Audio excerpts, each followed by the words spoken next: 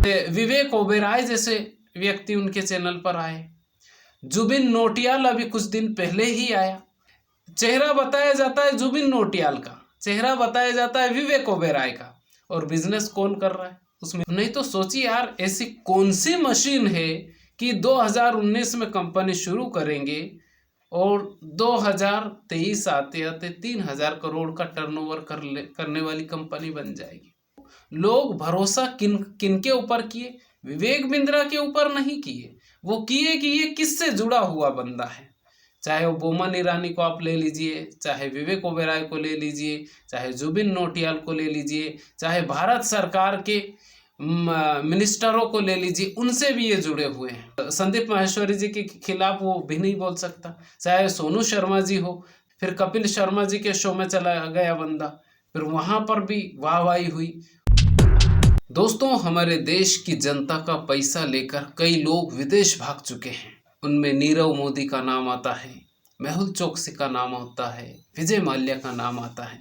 विजय माल्या 9,900 करोड़ रुपए लेकर भागा है और नीरव मोदी 13,000 करोड़ के आसपास लेकर भागा है। ये हमारे देश को छोड़कर जा चुके हैं। लेकिन एक और व्यक्ति के भागने की तैयारी है संदीप माहेश्वरी जी के अनुसार। इसीलिए उन संदीप माहेश्वरी जी ने एक हैशटैग ट्रेंडिंग के लिए कहा, लोगों से अपील की कि आप इसको हर जगह डालिए ताकि ट्रेंड करें और ये व्यक्ति भाग ना पाए। संदीप माहेश्वरी जी के अनुसार मैं आपको बता रहा हूँ, हैशटैग स्टॉप विवेक बिंद्रा, यानी विवेक बिंद्रा देश छोड़कर भाग सकते हैं, लोगों का पैसा लेकर भाग सकते हैं। आखिर लोग कैसे जुड़ते रहे और क्यों लोगों ने उनको पैसा दिया? क्या विवेक बिंद्रा जी ने जबरदस्ती किया, लोगों की जेब से पैसा जबरदस्ती निकाला, या लोगों ने उनकी मर्जी से उनको पैसा दिया? कैसे विवेक बिंद्रा जी ने लोगों को लुभाया? किस तरह से लोग उनसे जुड़ते रहे? और यही काम नीरव मोदी और विजय माल्या ने भी किया क्या? आखिर क्या ऐसी कौन सी वजह रही कि विवेक बिंद्रा जी से वैसे ही लोग जुड़ते रहें? क्योंकि हर व्यक्ति अमीर बनना चाहता है, हर व्यक्ति पैसे वाला बनना चाहता है, और हर गरीब आदमी इसी चक्कर में झांसे में आता है और अपना पैसा दूसरे व्यक्ति को दे देता है और वो पैसा डूब जाता है। और कैसे वो लोगों से कहते हैं, या लोग क्या उनसे अपने आप जुड़ते रहें?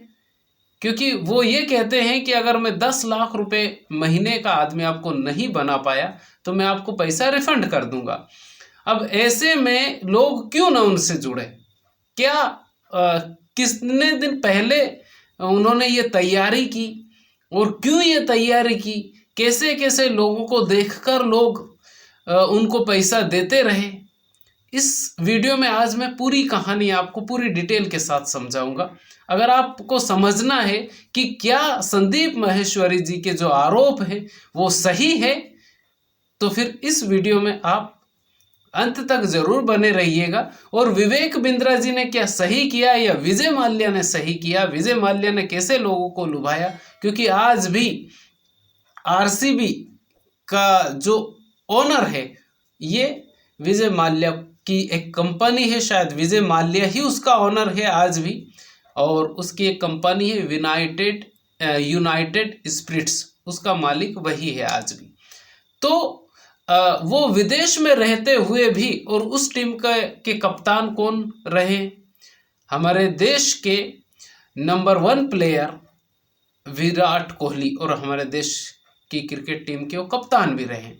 यानी सब कुछ देश में हो रहा है, लेकिन फिर भी उस व्यक्ति को नहीं पकड़ पा रहे हैं। तो क्या विवेक बिंद्रा जी भी ऐसा ही कुछ करने वाले हैं? इस वीडियो में अंत तक जरूर बने रहिएगा, क्योंकि इस वीडियो में पूरी डिटेल के साथ मैं आपको समझाऊंगा। नमस्कार, मेरा नाम है मोहन अहिरवार और आप देख रहे हैं खबर तमारी इंडिया का YouTube channel. Hashtag stop Vivek Bindra, ऐसा उन्होंने कहा कि इसको रोकिए, नहीं तो ये बाहर भी जा सकता है। तो विवेक बिंद्रा जी को पैसा कैसे दिया लोगों ने और लोग उनसे जुड़े कैसे? दरअसल विवेक बिंद्रा जी ने 2019 में बड़ा बिजनेस की शुरुआत की और साल 2023 आते आते 3000 करोड़ रुपए की उनकी कंपनी बन गई। अब 3,000 करोड़ का एक न्यूज़ के हिसाब से मैं आपको बता रहा हूँ, ये ज़्यादा भी हो सकता है, कम भी हो सकता है, लेकिन 3,000 करोड़ रुपए की उनकी कंपनी बन गई। लेकिन लोग कैसे उनसे जुड़ते रहे? दरअसल आपको पहले मैं आपको विजय माल्या और नीरव मोदी की थोड़ी सी स्टोरी सुनाता हूँ। विजय माल्या की एक टीम है आरसीबी, और उसके जो कप्तान है हमारे भारतीय क्रिकेट टीम के पूर्व कप्तान विराट कोहली उस टीम के कप्तान रहे लगातार 3-4 सालों तक। अब विराट कोहली कप्तान थे उस टीम के। उस वक्त विजय माल्या और उनका बेटा ये बहुत ज़्यादा लाइट में रहे, ये किंगफिशर का मालिक भी रहा। लेकिन लोग कैसे जुड़ते हैं? दीपिका पादुकोण विजय माल्या के बेटे सिद्धार्थ माल्या की खास रही है, ये जग जाहिर है। अब लोग क्या सोचते हैं कि यार दीपिका पादुकोण जैसी एक्ट्रेस विजय माल्या से जुड़ी हुई है। अब जो छोटा व्यक्ति जो होता है, बहुत जो जमीन से जुड़ा हुआ वो व्यक्ति है, उसको जब कोई लालच दिया जाता है तो फिर वो जुड़ जाता है कि यार इतना बड़ा व्यक्ति हमें बोल रहा है तो क्यों ना हम उससे जुड़े। विजय माल्या ने 9,900 करोड़ रुपए चंपत किए हमारे देश की जनता का, और फुर्र हो गया। उसको अभी तक पकड़ नहीं पाए हमारे देश की सरकार भी नहीं पकड़ पाई। उसके बाद में नंबर आता है नीरव मोदी का। नीरव मोदी ने ये हीरे का व्यापारी रहा, और इसने ब्रांड एम्बेसडर किसको बनाया? प्रियंका चोपड़ा को। प्रियंका चोपड़ा उसकी ब्रांड एम्बेसडर रही। अब लोगों को यही लगेगा ना कि यार ये बिल्कुल सही व्यक्ति है, क्योंकि इससे प्रियंका चोपड़ा जुड़ी हुई है। प्रियंका चोपड़ा एक एक्ट्रेस, हर फिल्मों बहुत सारी फिल्मों में उन्होंने एक्टिंग की है। अब लोग विश्वास करें कि नहीं करें? अब वो लोग नीरव मोदी को देखकर या विजय माल्या को देखकर नहीं जुड़ रहे हैं, वो जुड़ रहे हैं कि उनसे कौन जुड़ा हुआ है, उसको देखते हुए लोग जुड़ते हैं। और वो भी 13,000 करोड़ रुपए के आसपास लेकर, यानी ज़्यादा ही 13,600 करोड़ रुपए के आसपास वो लेकर फुर्र हो गया। 2 व्यक्तियों के नाम बताए। अब ये इन लोगों ने क्या किया? बैंक के जो कर्मचारी हैं, बैंक के कर्मचारी को, या प्रियंका चोपड़ा को भी क्या मतलब, उसको पैसे चाहिए थे, उसने पैसे लिए, और बाद में नीरव मोदी ने उसको भी पैसे नहीं दिए तो प्रियंका चोपड़ा ने भी उसके ऊपर केस किया। अब ऐसे ऐसे करके धीरे धीरे जब तक मामला उजागर होता है तब तक वो व्यक्ति हजारों करोड़ रुपए कमा चुका होता है। अब ये जो विवेक बिंद्रा जी वाला मामला है कि इनसे कैसे लोग जुड़ते रहे और इन्होंने कैसे लोगों से पैसा लिया। दरअसल इन्होंने जब शुरुआत की तो 2019 में इन्होंने आईबीसी या बड़ा बिजनेस की शुरुआत की। इनका जब 10 मिलियन सब्सक्राइबर हुआ तब इन्होंने बोमन ईरानी को बुलाया था। आप देखिएगा उसको, बोमन ईरानी और विवेक बिंद्रा के 2 वीडियो हैं, और ये शायद 19 दिसंबर 2019 के आसपास की ये वीडियो हैं। और उसमें विवेक बिंद्रा की सारी जो जर्नी है उसको उन वीडियो में बताया गया है। लेकिन जब लोग सोचते हैं कि यार इस व्यक्ति से बोमन ईरानी जैसा व्यक्ति जुड़ा हुआ है तो गलत तो नहीं हो सकता, लेकिन जो बहुत सारे लोग हैं, जो गरीब लोग हैं, वो अमीर बनना चाहते हैं, तो वो यही सोचेंगे कि बोमन ईरानी जैसा व्यक्ति इस आदमी से जुड़ा हुआ है, और ये आदमी ये बोलता है कि अगर मैं 10 लाख रुपए का आदमी आपको महीने नहीं बना दिए, 1 महीने में अगर आप 10 लाख रुपए नहीं कमाए तो मैं पैसे रिफंड कर दूंगा, तो व्यक्ति तो भरोसे में आएगा ही। उसके बाद में विवेक बिंद्रा जी ने उन सभी लोगों को बुलाया, यहाँ तक कि जो मंत्री और सांसद होते हैं वो भी उनके चैनल पर आए। अब लोग व्यक्ति विश्वास करे या ना करे। उसके बाद में विवेक ओबेरॉय जैसे व्यक्ति उनके चैनल पर आए। जुबिन नौटियाल अभी कुछ दिन पहले ही आया, और उसके बारे में क्या बातचीत होती है, जर्नी उसकी बताई जाती है। नीचे ये लिखा जाता है कि अगर आपको बिजनेस सीखना है तो इस वीडियो को देखिए, इस लिंक पर क्लिक कीजिए। अब व्यक्ति वहां तक जाएगा। चेहरा बताया जाता है जुबिन नौटियाल का, चेहरा बताया जाता है विवेक ओबेरॉय का, और बिजनेस कौन कर रहा है? उसमें लिंक पे दिया जाता है कि इस लिंक को क्लिक कीजिए। अब व्यक्ति धीरे धीरे करके जुड़ता रहा, धीरे धीरे करके जुड़ता रहा। नहीं तो सोचिए यार, ऐसी कौन सी मशीन है कि 2019 में कंपनी शुरू करेंगे और 2023 आते आते 3000 करोड़ का टर्नओवर करने वाली कंपनी बन जाएगी। अब जब ये चीजें उजागर हो रही है तो कई लोग अब सामने आ रहे हैं। आप देखिएगा, पिछला वीडियो मैंने बनाया, उसमें कितने लोगों ने #स्टॉप विवेक बिंद्रा लिखा। क्यों लिखा? कुछ कहीं ना कहीं तो ऐसी चीजें हैं जिसके कारण से लोग लिख रहे हैं। अब लोग जुड़े इसलिए क्योंकि लोग भरोसा किन के ऊपर किए? विवेक बिंद्रा के ऊपर नहीं किए, वो किए कि ये किससे जुड़ा हुआ बंदा है। चाहे वो बोमन ईरानी को आप ले लीजिए, चाहे विवेक ओबेरॉय को ले लीजिए, चाहे जुबिन नौटियाल को ले लीजिए, चाहे भारत सरकार के मिनिस्टरों को ले लीजिए, उनसे भी ये जुड़े हुए हैं। अब जो आम व्यक्ति है वो तो उसके ऊपर भरोसा 100% करेगा कि नहीं यार, ये व्यक्ति अपने साथ में धोखा नहीं कर सकता। अब कुछ लोगों के मैंने वीडियो देखे, उसमें कुछ लोग ये भी कह रहे हैं कि एक व्यक्ति अगर इनसे जुड़ जाता है तो उस व्यक्ति के पास बार बार कॉल जाते हैं, बार बार कॉल जाते हैं कि आप हमारे ऑफिस में आइए और उनसे बात कीजिए। अब ये चीज़ें हो जाती लगातार, यानी कि ये जो डाटा कलेक्ट कर लेते हैं उसके बाद में लगातार उनसे बातचीत करने की कोशिश करते हैं। अब विवेक बिंद्रा ही अकेले व्यक्ति नहीं है इस खेल में। इसमें जो संदीप माहेश्वरी जी ने जो स्कैम को उजागर किया है उसमें बहुत सारे लोग इन सब चीज़ों से जुड़े हुए हैं। और उन सभी लोगों को जो MLM करते हैं, जो लोगों से कहते हैं, लेकिन बहुत सारी कंपनियां ऐसी है जो प्रोडक्ट बेचती है, पैसा लेने के बदले में प्रोडक्ट देती है।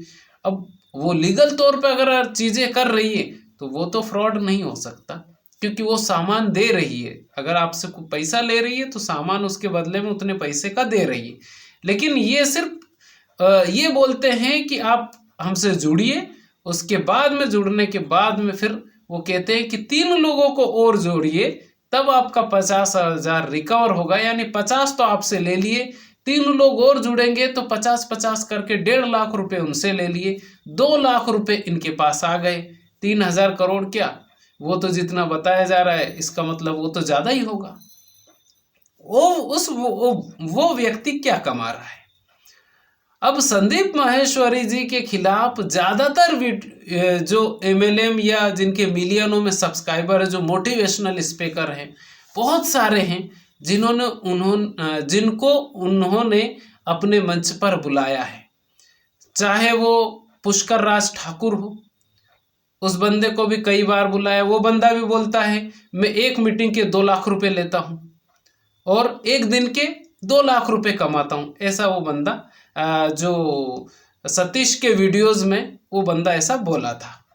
तो संदीप माहेश्वरी जी के खिलाफ वो भी नहीं बोल सकता। चाहे सोनू शर्मा जी हो, चाहे ऐसे बहुत सारे लोग हैं जिनको जो MLM का काम कर रहे हैं और संदीप माहेश्वरी जी के मंच पर जा चुके हैं।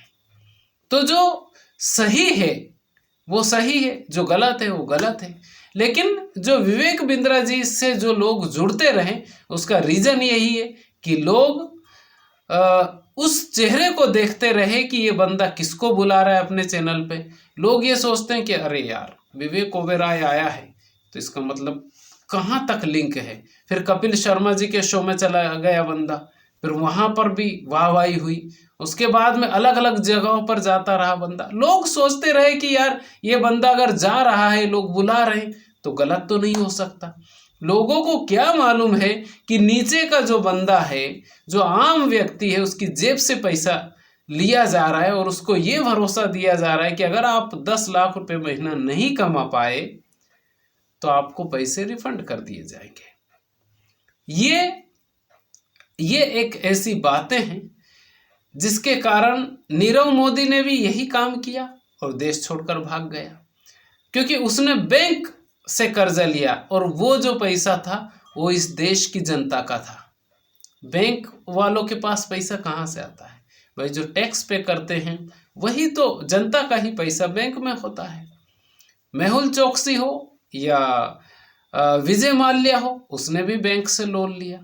9,900 करोड़ रुपए आज अगर हमारे देश में होता तो कितना काम आता, कितने स्टेट की जो आम जनता है उसकी जो गरीबी है, उसकी जो रोजमर्रा की जो चीजें, आवश्यकता की जो चीजें हैं, उस पैसे से सरकार उसको उसकी आवश्यकता की पूर्ति कर सकती थी। 13,000 करोड़ रुपए नीरव मोदी लेकर भाग गया। 13,000 करोड़ रुपए कितना होता है? बहुत होता है, आम आदमी के लिए तो बहुत होता है। और वो 13,000 करोड़ रुपए एक ही आदमी लेकर भाग गया।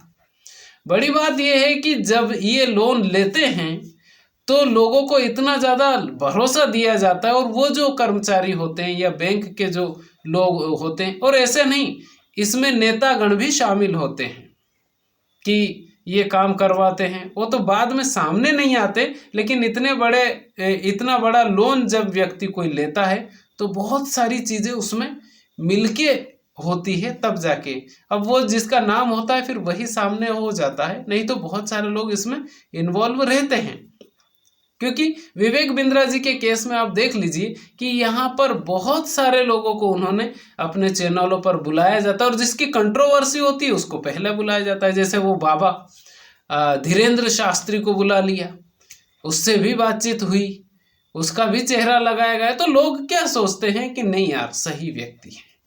दोस्तों, इस वीडियो को बनाने का मकसद किसी के दिल को ठेस पहुंचाना नहीं, बल्कि आपको जागरूक करना है। ये वीडियो आपको कैसा लगा आप हमें कमेंट करके ज़रूर बताइए। चैनल पर पहली बार आए हैं तो चैनल को सब्सक्राइब जरूर कर लीजिएगा। खुश रहिए, अपने माता पिता का ख्याल रखिए। अगर आपके घर में आपके दादा दादी हो तो 24 घंटे में 1 घंटा आप उनके पास जरूर बैठिए, क्योंकि वो जो आपको नॉलेज दे सकते हैं, वो जो आपको संस्कार दे सकते हैं, दुनिया की कोई यूनिवर्सिटी, कोई स्कूल कॉलेज वैसे संस्कार नहीं दे सकता। चाहे कोई मोटिवेशनल गुरु को पकड़ लीजिए आप, वो भी वैसे संस्कार नहीं दे सकता। चाहे आप किसी भी व्यक्ति के पास चले जाइए, लेकिन जैसे आपके घर के बड़े बुजुर्ग संस्कार दे सकते हैं, ऐसे संस्कार कोई दूसरा व्यक्ति नहीं दे सकता। तो उनके पास जरूर बैठिए, खुश रहिए। बहुत बहुत धन्यवाद आप।